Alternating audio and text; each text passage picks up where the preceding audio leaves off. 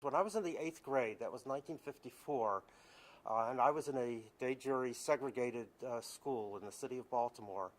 The Supreme Court came down with a decision in Brown against Board of Education, and I was so impressed by the difference that lawyers could make on matters of fundamental fairness in our society.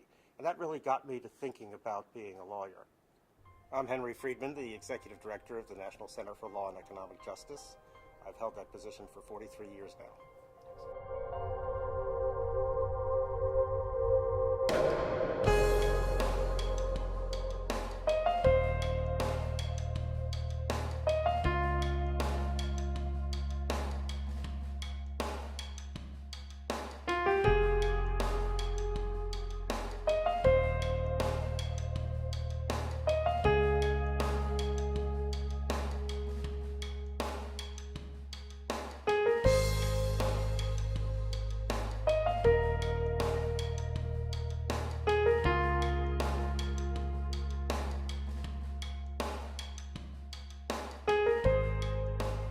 Well, it's very much a part of his DNA. I mean, Henry is a quiet person, very, very smart, but quiet, but very, very determined and very passionately concerned about economic justice, and always has been, as long as I've known him, from the very, very beginning. Well, I just have thanked my lucky stars on behalf of all low-income and minority people in this country that Henry dedicated himself to this field.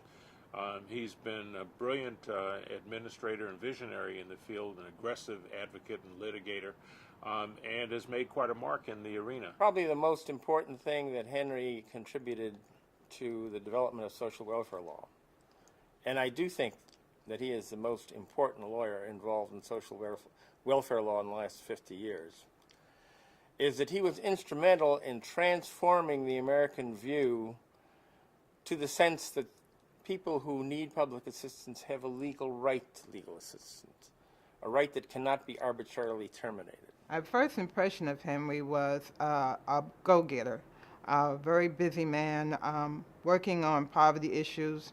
Like I said, I'm a former welfare recipient, so I mean, he really touched me when I met him because he is passionate about welfare. In his role as executive director, been so self-effacing, he's been so modest, and he has been so conscious of respecting the dignity of other people that he really personifies the values that the center has been advocating on behalf of its clients. A respect for other people and for the dignity of people, regardless of their economic condition. Henry has lived that in his life, and he's lived that in his role as the director of the center. Part of the difficulty when you are someone on public benefits is the complexity of the systems, the number of forms you have to read and go through and understand. It doesn't help that the systems are also so complex.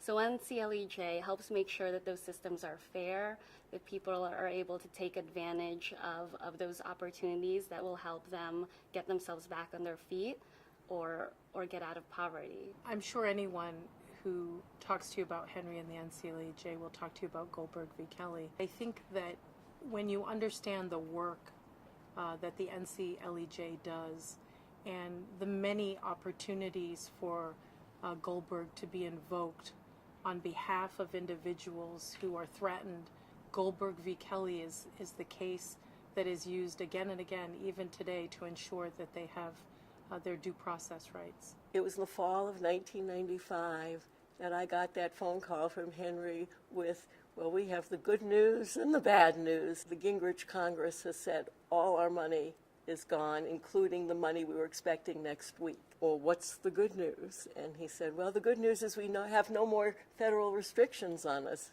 I never dreamed that he would make it work. It just did not occur to me that he was going to be able to raise enough money to keep the center going. That's Henry, steadfast and determined.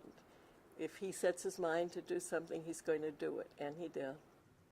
He has been a force of nature in maintaining NCLEJ as really one of the foremost institutions in terms of continuing to be a resource and continuing to take on both big cases, hard cases, and be a major force in the field. Due process gets to basic issues of fairness, of treating people with dignity, of considering that each individual has his or her own story to tell and should be heard. So I created the Freedman Fund for Due Process to try to assure that there would be money available to the center in the years ahead to pursue this type of work.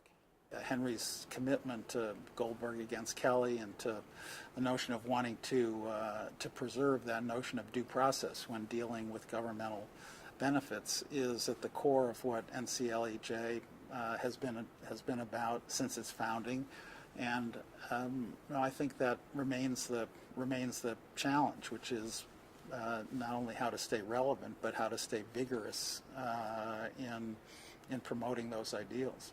Henry has been a teacher. He's taught at Columbia Law School for many, many years.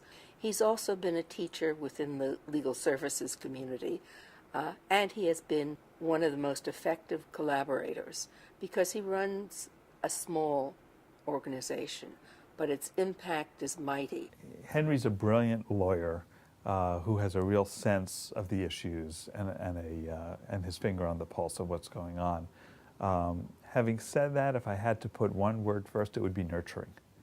I view Henry as someone who helps lawyers develop and helps develop talent in a remarkable way.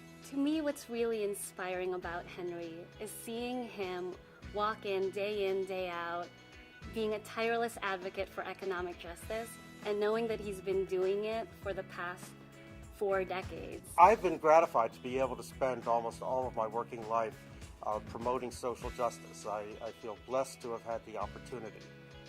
I started at the center in 1967. I was thrilled to get that opportunity and have not regretted it since.